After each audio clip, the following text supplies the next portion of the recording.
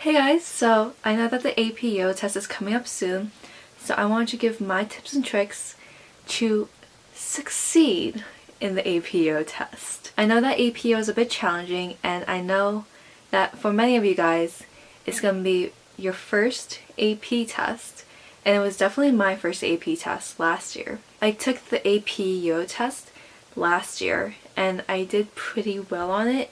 I didn't get the score that I wanted, but I still did well. I'm just gonna give my tips and tricks. So the first thing that's important is to study from the textbook.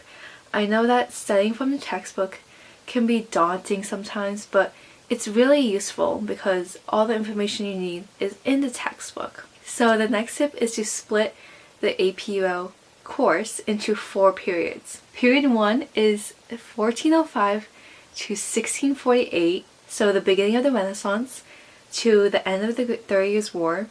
Then period 2 is the end of the 30 Years' War to the fall of Napoleon, 1815.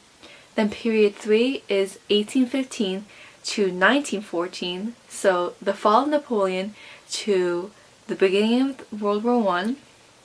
And then period 4 is 1914, which is the beginning of World War I to present day.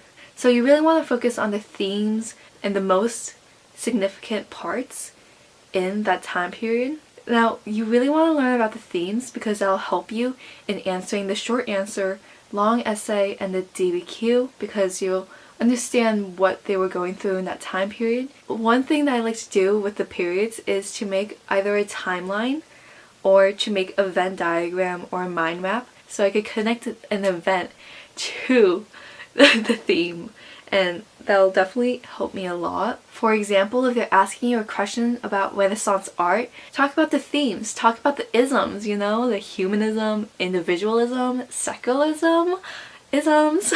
And another example is if they ask you a question about the Treaty of Versailles, it's most likely going to be talking about the War Clause 231.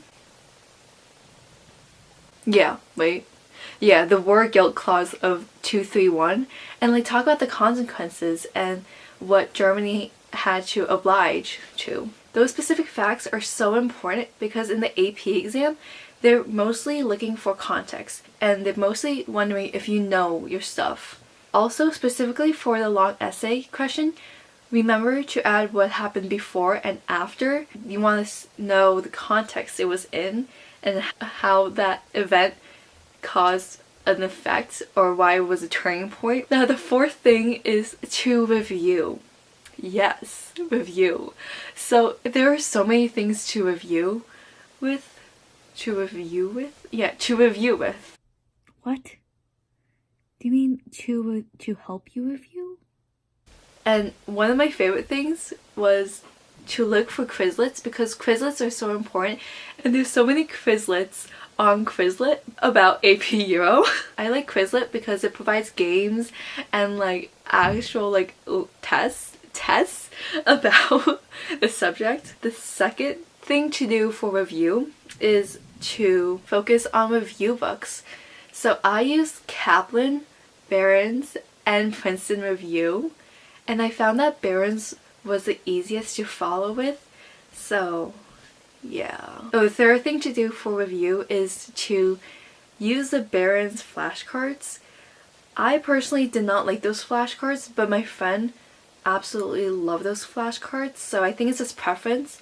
I prefer Quizlets over the Barron's flashcards, but that's just my choice. The fourth thing to do is to do as many practice tests as you can so you understand how to answer the questions and what they're looking for, as well as to manage your time because that's so important in these exams, especially for the multiple choice. So the multiple choice section of the AP test weighs a lot to your grade. Practice the essay and the DBQ together because you'll only have an hour and 40 minutes to finish the long essay question and the DBQ, so make sure you manage your time well. And the fifth thing that I recommend to use as review is Tom Ritchie. If you guys don't know who Tom Ritchie is, first of all, who are you? He is an AP Euro legend. Also, I think he does APUSH. He's such an amazing teacher, and he makes videos about AP Euro and AP US history. He goes over each unit and talks about them specifically, and I believe that Tomichi does live streams so you could ask him questions about specific topics.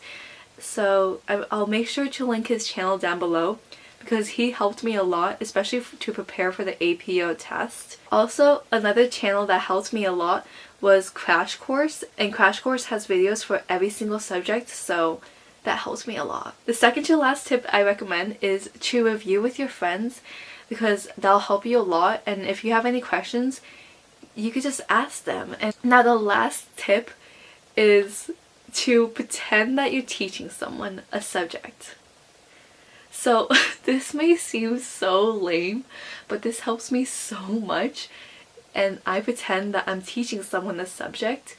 I recommend you to do this by memory and see how much you know about that subject, and it'll actually like show how much you don't know, like how much you know and how much you don't know, and then you could go back and review. I don't know where I got that tip, but it's helped me in all of my classes, and so I just do it.